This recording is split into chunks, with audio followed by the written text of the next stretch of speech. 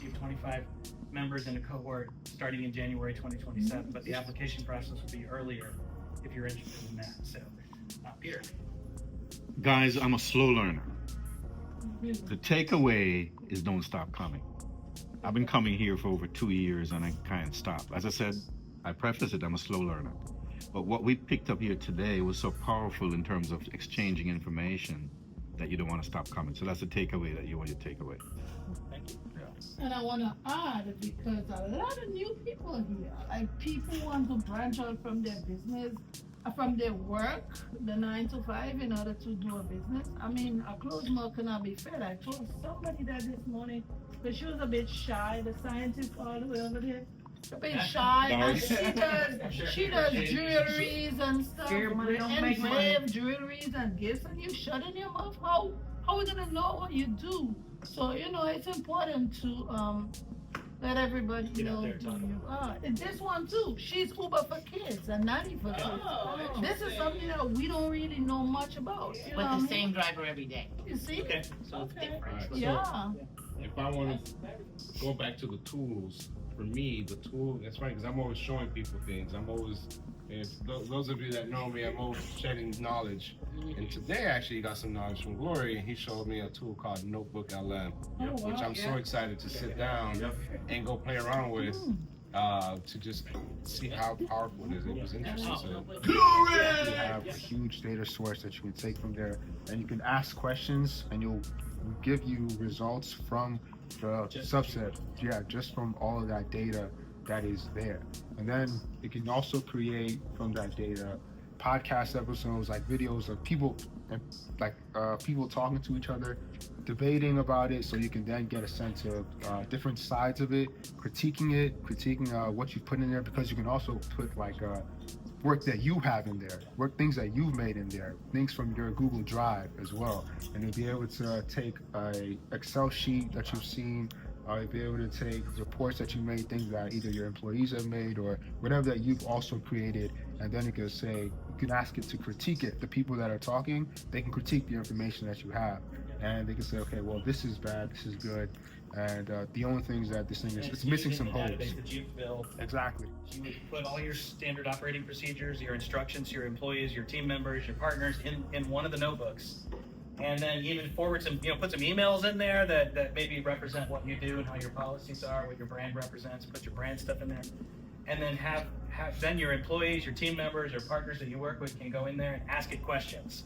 So they can say, like, what do we do when this happens, right? It's not going out to ChatGPT and it's not going out to Gemini, it's just going into your notebook that you've built and asking it questions, and then giving that person the answers based on what you've programmed. you can create a knowledge base for your You can business. create a knowledge base for your business. You could even ask it questions yourself. What do I do when this happens, right? Write me an email, and then, again, you're kind of a little bit more in control because it's only what you've put in that notebook. Some people that I've worked with have taken expert articles and knowledge, like kind of what you illustrated, Glory, put a bunch of articles in there, so they have this trusted knowledge base, so they know the answers they're getting are only coming from those experts that they put in the notebook versus just sending it out to the unknown AI and getting information back. So I'm just curious, as he was talking, as you're talking, my mind is just going like this. So, for example, I do newsletters to my staff, to my clients on a quarterly basis. In essence, I can import those newsletters, have them in PDF into Notebook LM and say, what is the latest topics I should be able to talk about? Yeah, what I did last year, write me a sample of what I might want to do this fall. Maybe put in some, randomly just put in some stuff that you want, just let's put it in say there. I'm like, I want to talk Any other takeaways from today? Something that you learned from another business owner? So I'm sorry, I keep talking. Unless somebody wants to jump in, please do. But the tool that I use that I've talked about is Ring Central. For me, like, everyone either has one phone or two phones, as I'm looking at now. But it allows you to be able to have your business line on your cell phone, on your computer, and everywhere you work. And then if you have staff members, they can answer the calls when they come in. And so, for example, I recently did a mission trip, so I didn't want to be bothered by calls. I just signed out and let my staff handle it. So it's It's a phone system that incorporates your local line, toll-free line, text messaging, and fax. And you can Ring Central. Ring Central. It also integrates with a lot of CRMs. It so does integrate with my whenever you get CRM. that call from a client, it'll actually register in your CRM that you had that call. And if you have certain levels of with HubSpot or Zoho, if you have a certain level of, you have to pay for it. But basically, it'll take notes on that call and put little notes in there based on your call. So if you're on the phone all day, you know you spend a lot of time after the call making notes to make sure you track it. It will actually do a lot of that for you. Your type of business, right? It's pretty much similar to Ring Central, but the thing is, if you have a business, it is not a good thing to have your private line number out there. Email allows you to have a business line on your phone, and pretty much like Ring Central, you can take calls, you can have professional voicemail sets. You could even have, just like Gmail, different calls, different numbers for different employees. Pretty similar. So it keeps your real number private, but you don't need to have 2, 3 different phones. You have one phone.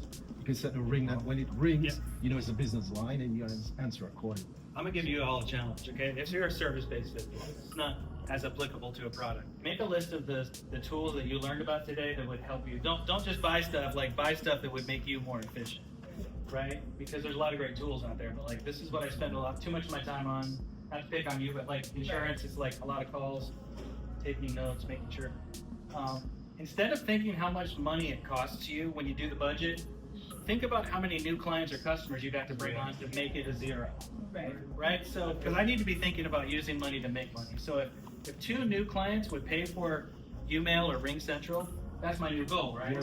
When I get those 2 new clients, I'm going to use that revenue to buy that, and that's going to maximize my time so I can get 10 new clients. Exactly. We have to get out of thinking, oh my God, that's $37 a month or it's $200.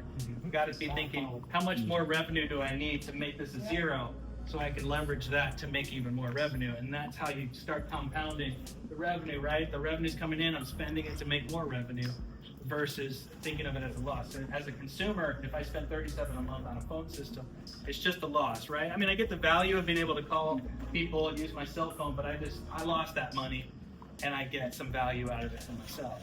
As a business owner, when I get spend that money, it's in order to make more money. So I'm going to challenge you to start thinking that way. You know, how many more clients or customers do I need to pay for the things that will help me become more efficient and bring on more customers? And then you hit that point where it's like, there's more revenue coming in than I really need to spend on my fixed costs. And so we have come to the 9 o'clock. We have one more takeaway here. So, more of a question for everybody else in the room. So, getting back to what you were saying as far as spending money to make money, how many of you guys use Google Ads? Just one? Does it help your business or not? Tell me about your business. Hi. So I work with Stock and Copy, and essentially I'm a growth partner for various businesses, helping them to tap into hidden revenue that they may not have known was there in the first place. So,